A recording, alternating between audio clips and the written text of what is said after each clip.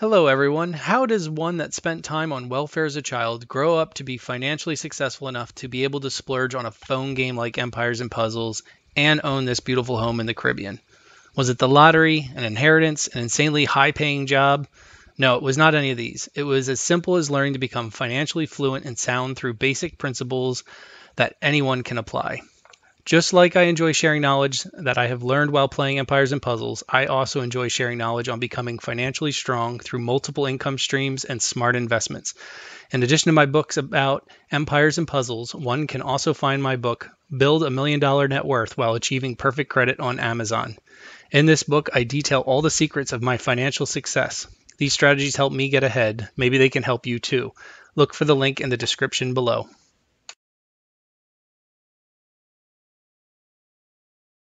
Welcome to another Empires and Puzzles books test drive video.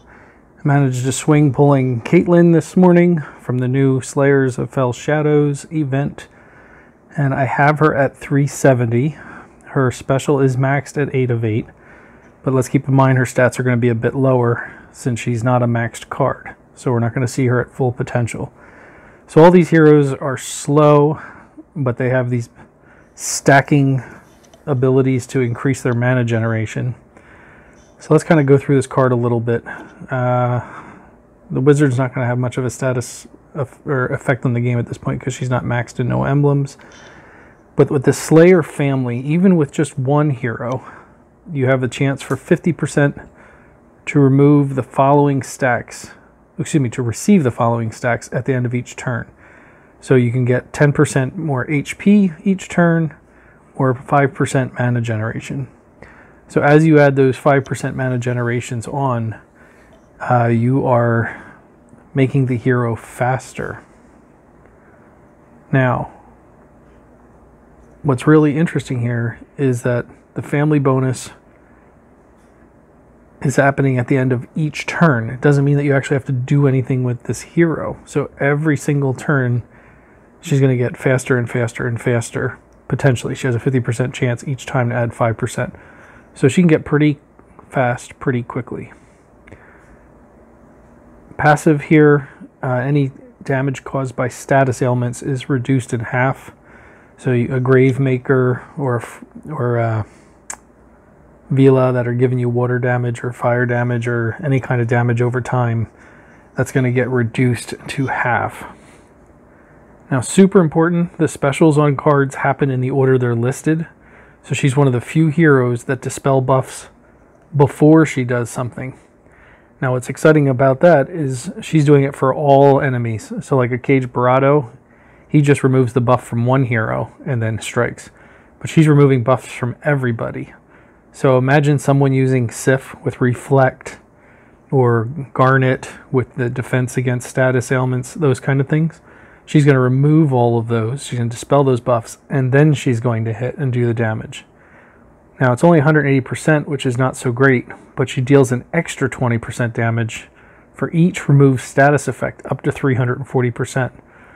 So if you have somebody who has Sif on board, you know, and that's 5, you know, if they have a full team, depending on the raid configuration, that could be 5 buffs that you could remove. You know, if they have an attack up from somebody and you remove that, I mean, it can go up pretty quickly that the damage is more significant. So that 5% mana generation can stack up to 10 times. So you're looking at 50% increase in mana generation, and the caster recovers 20 HP per turn. That can also stack. So kind of a self-healing hero. Well, let's just jump in and see how this works. I am going to be attacking a friendly battle here, and I'm using Frozen Ranger. He's awesome in my alliance. Because they have Sif, who is reflecting, in this configuration that would be 5. The incredibly annoying Catalan Costume, who's dodging with everybody, and Garnet, who is immune to new status ailments for 2 turns. So there's a possibility of getting a huge amount of buffs going if I can get her up to speed. Alright, well, let's jump in and see how this works.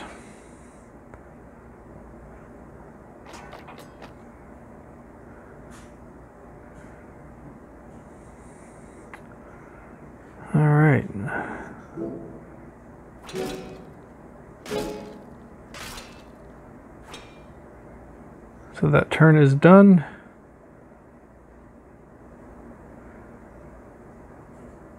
Does not look like anything went up.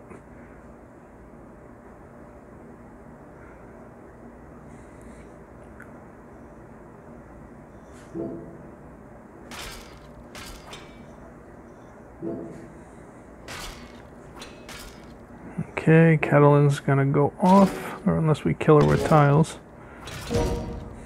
Didn't see that coming.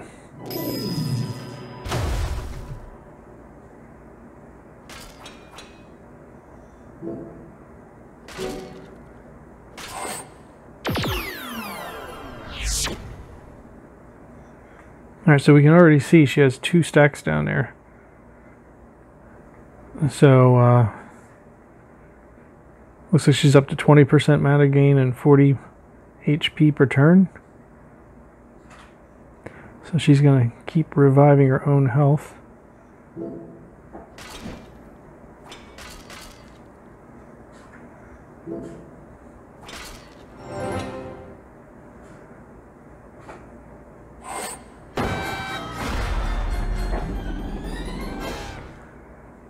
Alright.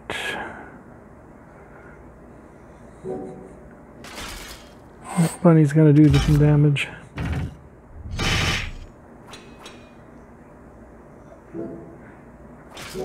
Alright, perfect. So we're going to get her to go off now.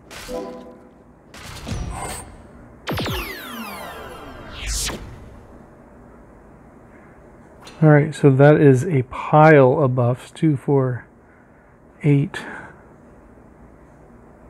10. It's like 14 buffs. So she should hit at maximum here. And again, remember, she's not full attack power. So she's going to remove those buffs and then hit everybody.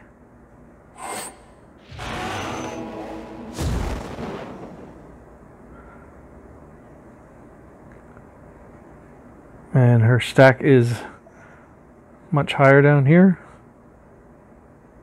Alright, so I did the math wrong on the last time, so it is showing what you're actually at. So she's recovering 60 HP per turn, plus 25% mana generation. So she is no longer a slow hero.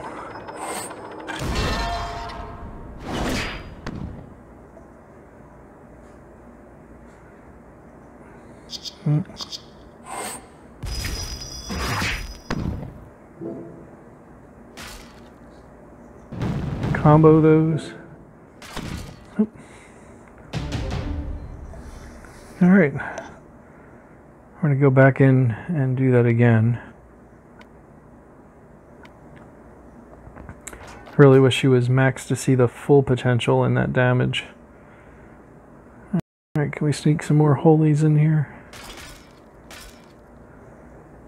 Oh, we're going to get at least 6. And she's bumped up twice already. So 10% gain in mana.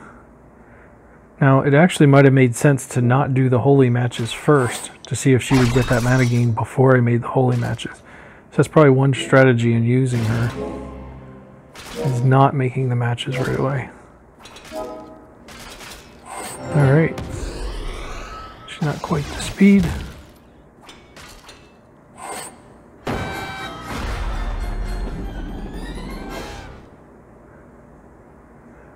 But look at all these buffs that are going to be in place.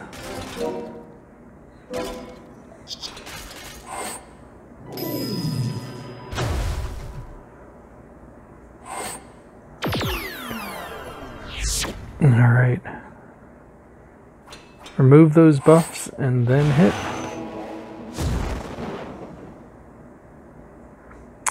Oh, so people still have the ability to dodge.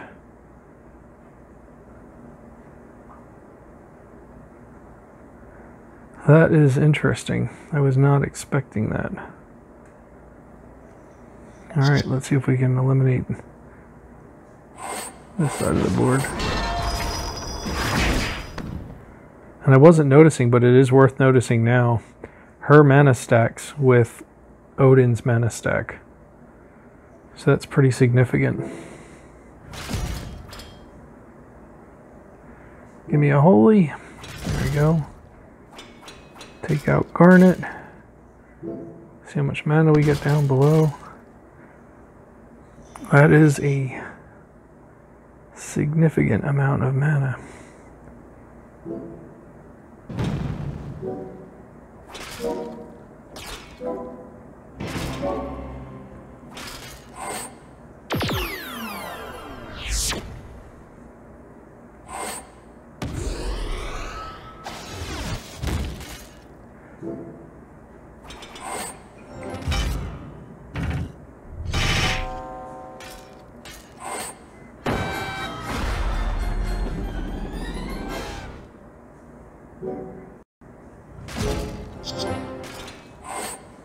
Alright. Let's see if she removes from everybody this time. And she did not. Friendly battle, so let's just have some fun. Knock some tiles around.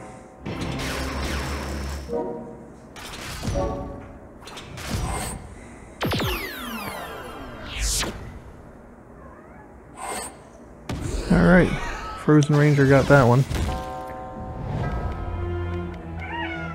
Let's go back in. And you know what I did not look at was giving her... She's at 23, so that is somewhat of an increase. Alright, let's go in and hit Frozen Ranger again.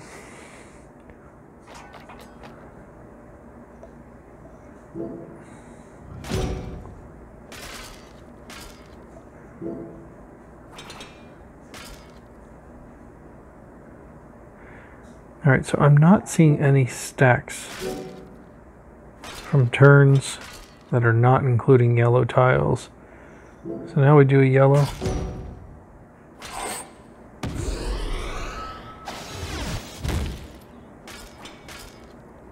No stack.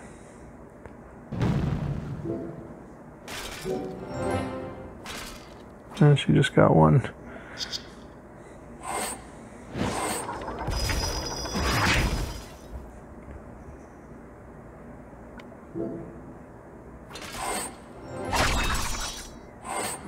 It's gonna hurt.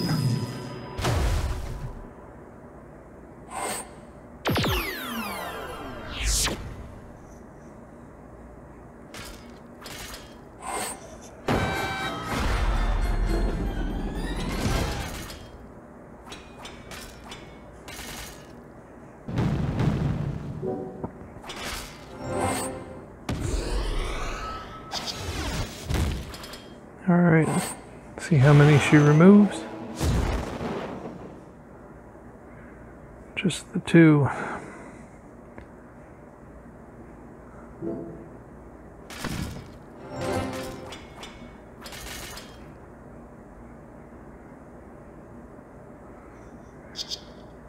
Probably gonna be suicide over there, but whatever. Don't have anything really on the line here. Now watch her health come back up. Nope. Gotta love heroes at 370.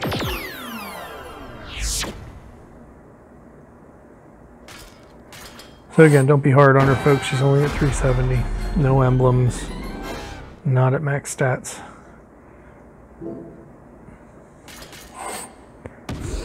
Alright, let's flee here. I want to go see if we can find somebody who has... somebody who's putting ailments down.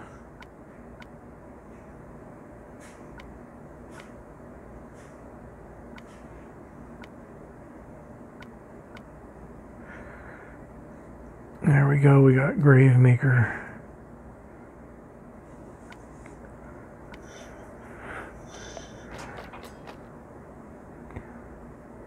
Well, that's a heck of a board. She didn't get any stacks.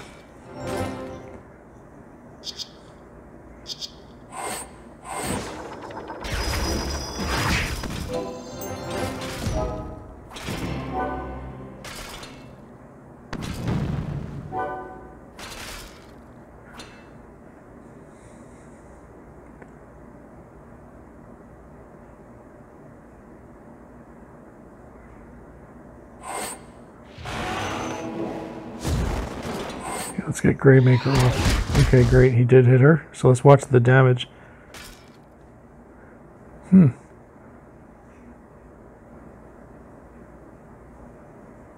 That didn't seem significantly less than the other two.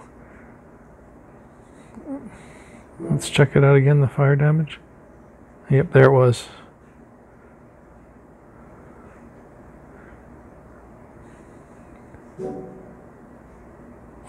If she's getting 120, they're all getting 240.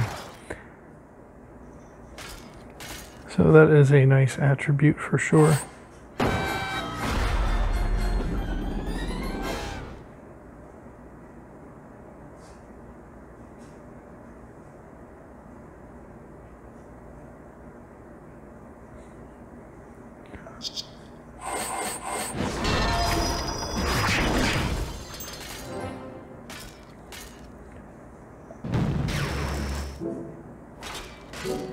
And that's probably going to kill him.